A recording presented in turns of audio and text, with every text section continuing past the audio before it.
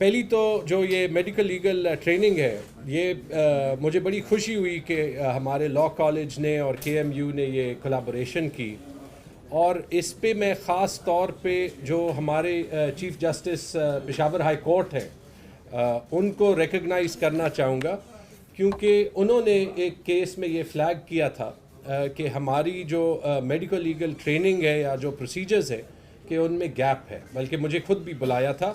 تو I hope کہ وہ بھی آج یہ ریکگنائز کریں کہ اس پہ بہت بڑا قدم لیا۔ اور اس پہ میں جو ہمارے وی سی کے ایم یو ہیں ان کو یہ بھی ہدایت کروں گا کہ یہ جو آپ نے 6 مہینے کا کورس کیا ہے، اس کے علاوہ اور لاء کالج میں بھی میں ریکویسٹ کروں گا کہ ایک ایڈیشنل آپ شارٹ کورس ان لوگوں کے لیے جلد سے جلد انسٹیٹیوٹ کرائیں جو کہ یہ میڈیکل لیگل پروسیجرز کرتے ہیں۔ 1 ہفتے کا ہو سکتا ہے، 2 ہفتے کا، اس سے زیادہ نہیں، لیکن ایک ریفریشر، کیونکہ سب سے ضروری یہ ہے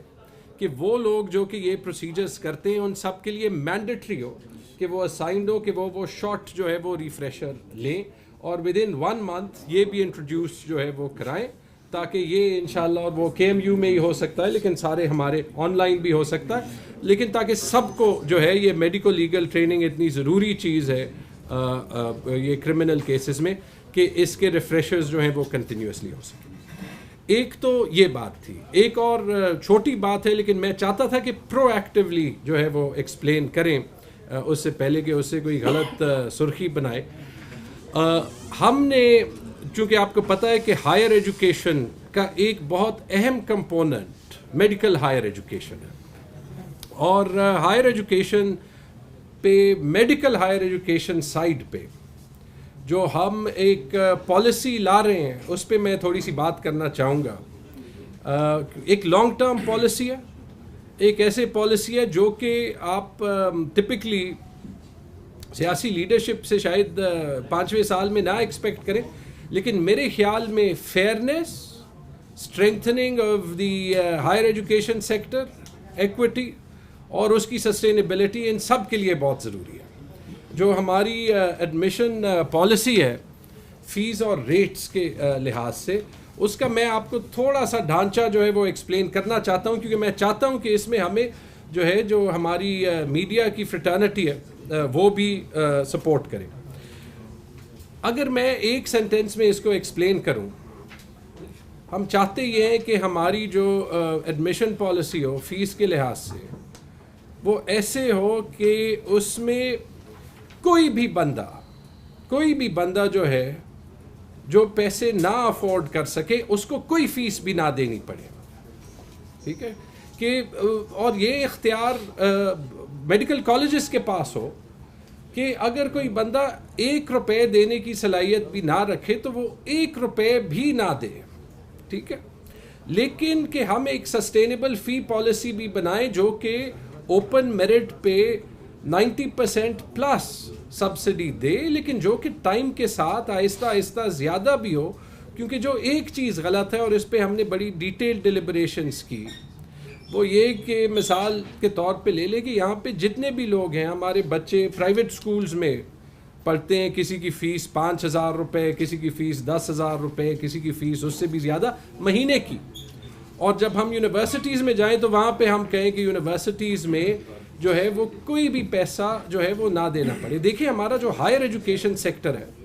وہ ٹائم کے ساتھ بڑھ رہا ہے۔ جس وقت تک 1 یا 2 یونیورسٹیز ہوتی تھیں ہر صوبے میں تو یہ تو چل سکتا تھا، لیکن ابھی تو پاکستان کے ہر ضلع میں 1 یونیورسٹی ہے، اور یہ جو سسٹم ہے ہماری فیس کا، یہ اگر ہم ایسے ہی رکھیں تو ہماری کوالٹی آف ہائر ایجوکیشن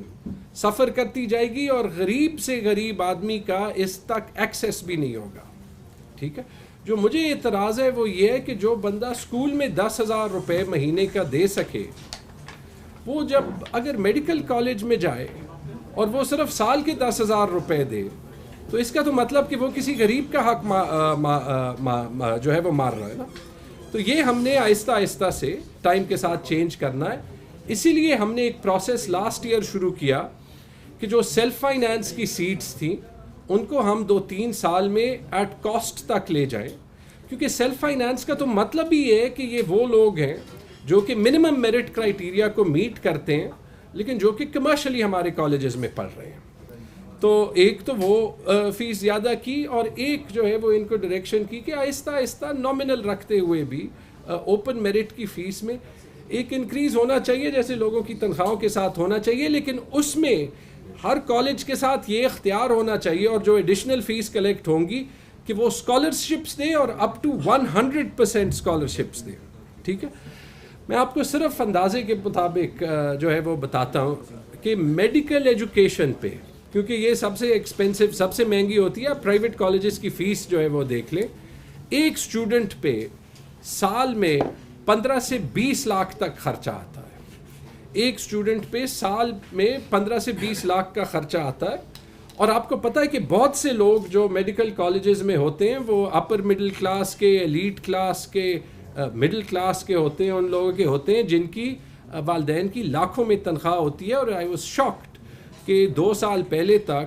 ان کی جو فیس تھی وہ سال میں 20,000 روپے تھی, اور سیلف فائنینس کی فیس بھی سال میں 1 لاکھ روپے تھی. یعنی کہ جن لوگوں کو ہم سیلف فائنینس پہ لے رہے ہیں, ورنہ تو وہ ہم سیٹ کسی غریب کو دے سکتے ہیں, اس پہ بھی حکومت 19 لاکھ روپے کی سبسڈی دے رہا ہے. تو وہ فیس ہم نے دونوں جو ہے وہ چینج کی, تو 2 سال میں انکریز کیا ہے. سیلف فائنینس کی جو فیس ہے وہ ہم نے پہلے 8 لاکھ کی ہے, ابھی 12 لاکھ کی ہے. ابھی بھی اس پہ کوئی 3 لاکھ روپے کی منیمم سبسڈی جو ہے وہ پڑے گی. وہ ہم کیونکہ 1 سال میں اتنی زیادہ نہیں انکریز کرنا چاہتے. اور اس کے ساتھ جو ہے وہ جو اوپن میرٹ کی فیس ہے اس کی ٹیوشن فی پہلے سال کی ابھی بھی شاید تقریباً کوئی 35,000 روپے جو ٹوٹل فیس ہے, کیونکہ کچھ اور ہیڈز ہوتے ہیں, تو وہ کے ایم سی کی 75,000 روپے ہوگی, باقی کالجز کی 62,500 روپے ہوگی. ابھی اگر آپ اس کو ماہوار دیکھ لیں تو 75,000 روپے بھی پر منتھ آپ کے 6,500 روپے بنتے ہیں تقریباً. تو آپ دیکھ لیں کہ یہ جو بندہ کسی بھی مڈ رینج پرائیویٹ اسکول میں جائے اس سے جو ہے وہ فیس کم ہے. اور جو یہ ایڈیشنل پیسے جمع ہوں گے اس پہ پہلا رائٹ ان سب اسٹوڈنٹس کا ہوگا جو کہ یہ فیس افورڈ نہیں کر سکتے. اوپن میرٹ پہ 1700 سیٹس ہیں, 1700 میں تقریباً کوئی 1500 سیٹس جو ہیں, یہ پیچھے میرے پاس ڈیٹیل پڑی ہوئی ہے, جو 1500 سیٹس ہیں اس میں 1021 سیٹس اوپن میرٹ کی ہیں, اور اس میں 290 سیٹس جو ہیں, سوری جو 149 سیٹس جو ہیں وہ سیلف فائنانس کی ہیں, 51 سیٹس فورن سیلف فائنانس کی ہے, جس کا ہم نے ریٹ $7,500 جو ہے وہ رکھا ہے کے ایم سی کے لیے, اور $7,000 رکھا ہے ان میڈیکل کالجز کے لیے جو پشاور سے باہر ہیں پر ایئر. اور پھر کچھ سیٹس جو ہیں جو ٹریڈیشنلی کوٹا کی, یہ ٹوٹل فگر نہیں لکھا لیکن تقریباً کوئی 50 سے 42 سیٹس کوٹا کی ہیں. 290 سیٹس جو ہیں وہ مرج ڈسٹرکٹس کی ہیں جو ایچ ای سی اسپانسر کرتا ہے. ہم ہاں تو یہ بھی اوپن میرٹ پہ جو ہے وہ دی جائیں گی مرج ڈسٹرکٹس کی. اور پھر جو فیڈرل سیٹس ہیں جی یہ ایچ ای سی اسپانسرڈ ہے, اور پھر 34 سیٹس اے جے کے کی, 7 سیٹس جی بی کی, ٹیکنیکل اسسٹنس پروگرام کی 6 سیٹس, اوورسیز پاکستانیز کی 9 سیٹس, اور اس میں انڈین آکیوپائڈ کشمیر سے بھی جو ہے وہ اسٹوڈنٹس کی 4 سیٹس ہوتی ہیں, 1754 سیٹس ہوتی ہیں. لیکن اس پہ حالانکہ جب ہم نے میٹنگ کی تو مجھے انفیکٹ اسپیشل سیکرٹری صاحب نے کہا کہ سر یہ تو آپ کر رہے ہیں لیکن یہ تو پولیٹیکلی آپ کے لیے مشکل ہے. تو ہم نے کہا دیکھیں یہی تو ہمارا کام ہے کہ جو کام قوم کے حق میں ہو وہ ہم پولیٹیکلی کریں, اس کو پولیٹیکلی لیڈرشپ جو ہے وہ دکھائیں. بلکہ میں نے ان کو کہا یہ تو آپ کا کام ہونا چاہیے کہ آپ مجھے پولیٹیکلی مشکل کام بتائیں, کیونکہ اس میں اور ہم نے کیلکولیٹ کیا ہے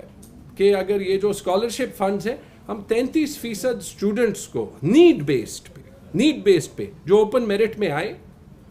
ٹھیک ہے, کیونکہ میں چاہتا ہوں کہ کسی بھی خیبر پختونخوا کے گاؤں سے جو بھی بندہ ہے، کیونکہ بہت سے لوگ ایسے ہوتے ہیں جو یہ 75,000 نہیں دے سکتے،